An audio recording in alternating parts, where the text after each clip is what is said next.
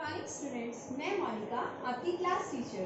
तो आइए हम आज जो चैप्टर करने जा रहे हैं वो है भूगोल का सेकंड चैप्टर, हमारी पृथ्वी के अंदर।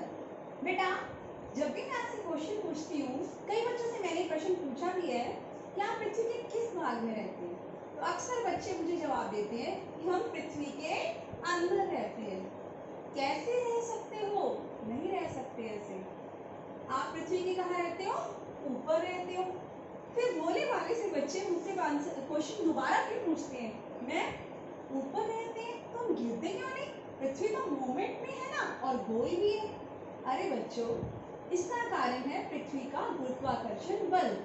तो पृथ्वी के ऊपर के हिस्सों के बारे में तो बहुत अच्छी तरह से जानते हो, परंतु पृथ्वी के अंदर क्या है वो आज हम जानेंगे इस चैप्टर के थ्रू। हमारा टॉपिक है पृथ्वी के अंदर। ठीक है, अब आज हम जो चैप्टर पढ़ने जा रहे हैं उसका टॉपिक है हमारी पृथ्वी के अंदर। यह है सेकंड चैप्टर भूगोल का। हमारी पृथ्वी, ये देखिए, हमने ऊपर से तो पृथ्वी को बहुत बार देखा है। हम इस पे चलते हैं, रहते हैं, इस पे पहाड़ हैं, नदियाँ हैं, सरोवर हैं। आपका स्कूल भी इसी पृथ्वी पे बना हुआ है, पेड़ पौधे भी यहीं पे उगते हैं। परंतु कभी आपने सोचा है कि पृथ्वी के अंदर कैसा है? कई बच्चों को तो हमेशा यही डाउट रहता है कि हम पृथ्वी के किस भाग पे रहते हैं। उन्हें बड़ा हैरानी होती है जानकर, क्योंकि बचपन है, बच्चों के क्वेश्चंस होते हैं कि हम पृथ्वी के ऊपर वाले भाग पर रहते हैं, इस भाग पे, इस सभी भाग पे जहाँ समुंदर नहीं है, जहाँ घास, ये हरा रंग दिख रहा है ना आपको, ये स्थल है हमारा, हम इस स्थल पे निवास करते हैं। फिर बच्चों के मन में सबसे बड़ा प्रश्न ये उठता है कि हम पृथ्वी पे अगर ऊपर रहते हैं तो हम गिरते क्यों नहीं? सोचो सोचो, क्यों नहीं गिरते? हाँ, याद आया तुम्हें? गुरुत्वाकर्षण बल जो न्यूटन ने खोजा था। जब उसने सेब ऊपर फेंका था तो वो नीचे आ गिरा था। उसी बल की वजह से सब चीजें, हर चीज, हर वस्तु पृथ्वी के साथ बंधी हुई है और पृथ्वी से नीचे नहीं गिरती। हम पृथ्वी के अंदर नहीं, हम पृथ्वी के बाहर रहते हैं। बाहर यानी इसके ऊपर, ठीक है ना? तो हमारी जो पृथ्वी है ना, ये गतिशील ग्रह है। गति यानी इसमें मोशन है, मूवमेंट है, इसकी चाल है अपनी, स्थिर नहीं है। और इसके अंदर व बाहर, अंदर भी और बाहर भी लगातार इसमें चेंजेस आते रहते हैं, परिवर्तन होते रहते हैं। क्या आपने सोचा है इसके अंदर क्या है? चलो आज हम जानते हैं कि इसके अंदर है क्या पृथ्वी के, और ये किससे बनी हुई है।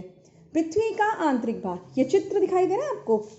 ये देखिए, ये जो पृथ्वी का ऊपर वाला भाग है इसे परपटी कहते हैं, परपटी। और जो सेंटर वाला ये भाग देख रहे हैं इसे मेंटल कहते हैं। और जो अंदर वाला भाग है ये आंतरिक क्रोड है। हर परत की दो दो भाग हैं। देखिए, ये आंतरिक क्रोड, ये बाह्य क्रोड, ये आंतरिक मेंटल और ये बाह्य मेंटल, और ये परपटी। अब परपटी भी क्या है? प्याज, जैसे प्याज होता है ना, प्याज, वैसे पृथ्वी की भी कई परतें हैं। सबसे ऊपर वाली परत को कहा जाता है परपटी। यह सबसे पतली होती है, इसकी जो मोटाई है ना ये बहुत ही पतली होती है। आग्नेय शैलों को प्राथमिक शैल कहा जाता है। ये दो प्रकार की होती है, अंतर्वेदी और बहिर्वेदी।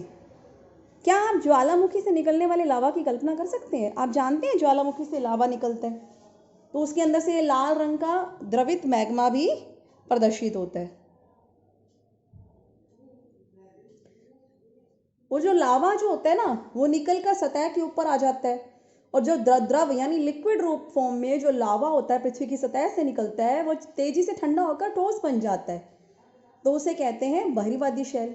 और जब ये लावा अंदर ही जम जाता है तो उसे कहते हैं अंतर्वेदी शैल। ये देखिए, इसकी संरचना बहुत महीन दानों वाली होती है, जिसे बेसाल्ट, बेसाल्ट एक शैल है जो आग्नेय शैल है। दक्कन का जो पठार है इंडिया का, वो बेसाल्ट शैलों से बना है। द्रवित मैग्मा कभी कभी भूपर्पटी के अंदर गहराई में ही ठंडा हो जाता है, तो उसे क्या कहते हैं? जैसे कि मैंने आपको बताया था, जब द्रवित मैग्मा अंदर ही ठंडा हो जाता है तो उसे क्या कहते हैं? अंतर्वेदी शैल कहते हैं। क्योंकि अंदर जब जमता है तो बड़े बड़े दानों का रूप ले लेता है। ग्रेनाइट जो पत्थर है वो इन्हीं शैलों से मिलकर बना है, ठीक है ना? शैल जो है छोटे छोटे टुकड़ों में बढ़ जाती है, चटक कर टकरा कर ये छोटे छोटे टुकड़ों में बढ़ जाती है। और इन कणों को क्या कहते हैं? अवसाद। जब ये जो शैल होती है, प्राथमिक शैल आग्नेय शैल है, उन्हीं से बाकी शैलों का निर्माण होता है। जब ये टकरा कर धीरे धीरे टुकड़ों में बढ़ जाती है तब इसे, अब ये जो शैल है ये लुढ़क कर चढ़क कर या एक दूसरे से टकरा कर छोटे छोटे टुकड़ों में बढ़ जाती है। और इन छोटे कणों को क्या कहते हैं? अवसाद। ये अवसाद हवा, पानी आदि के द्वारा एक स्थान से दूसरे स्थान पर पहुंच जाते हैं और वहाँ पे जमा हो जाते हैं। यह वहाँ पर दब कर हार्ड हो जाते हैं, कठोर बन जाते हैं, तो ये शैल की परत बनाते हैं। इन शैलों को क्या कहते हैं? अवसादी। यानी आग्नेय शैल के टुकड़ों से दूसरी जगह पर पहुंच जाने पे जब वो जम जाते हैं तो वो अवसादी का निर्माण करते हैं। जैसे बलुआ पत्थर जो है ये रेत के दानों से बनता है। इन शैलों में पौधों के, जानवरों के और अन्य सूक्ष्म जीवाणुओं के भी कण होते हैं। इनमें जीवाश्म भी हो सकते हैं। अब आग्नेय एवं अवसादी शैल उच्च ताप एवं दबाव के कारण जब वो दबी रहती है, टेम्परेचर हाई, आपको पता है पृथ्वी के अंदर धीरे धीरे जब जैसे चीज़ें गहरी होंगी वैसे वैसे टेम्परेचर जो ताप है वो ज़्यादा होगा, तो वो कायांतरित शैलों में परिवर्तित हो जाती है, यानी बदल जाती है। अब अवसादी शैलें जो हैं, आग्नेय शैलें या फिर अवसादी शैलें, दोनों ही जब दबी रहती हैं, ऊपर से ताप पड़ता है, प्रेशर पड़ता है, तो वो कायांतरित शैल में बदल जाती है। जैसे चिकनी मिट्टी स्लेट में बदल जाती है एवं चूना पत्थर संगमरमर में तब्दील हो जाता है।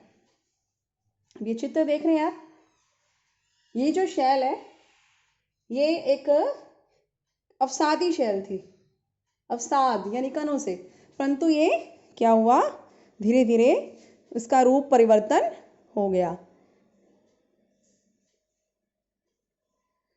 संगमरमर के अंदर इसका रूप परिवर्तित हो गया।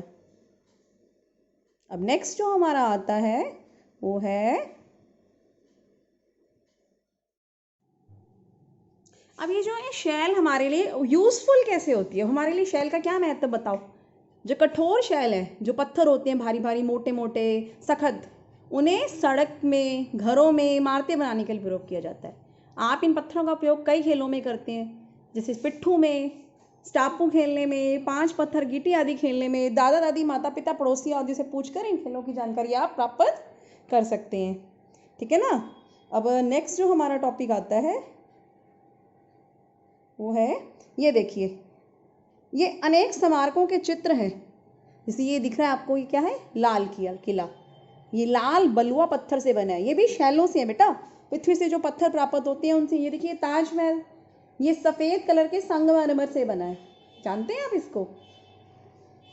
आपको यह जानकर हैरानी होगी कि इस प्रकार की, एक प्रकार की शैल चक्रे तरीके से एक दूसरे में बदल जाती है, यानी एक शैल दूसरे शैल में बदल जाती है। इस प्रक्रिया को शैल चक्र कहते हैं।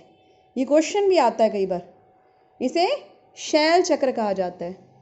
जो लिक्विड मैग्मा होता है, ये देखिए इस चित्र में देखिए, जो लिक्विड मैग्मा है, यहाँ देखिए, ये मैग्मा है, ये शैल के अंदर से बाहर आ रहा है, बाहर आ गया, ये बाहर पृथ्वी के आ गया, मुहाने से निकल गया, और जो अंदर ही जम जाता है यहाँ पे, उसे तो कह दे अंतर्वेद। यह है शैल चक्र बेटा। मैग्मा आग्नेय शैल का रूप लेता है, आग्नेय शैल से तलछट निकलकर अवसादी का रूप बनते हैं, अवसादी से दबाव के कारण और तापमान के कारण ये कांतरित शैल में तब्दील हो जाती है, और कांतरित शैल फिर से मैग्मा का रूप ले लेती है, और मैग्मा फिर से आग्नेय शैल। इसी तरह से ये चक्र चलता रहता है, इसे कहते हैं शैल चक्र।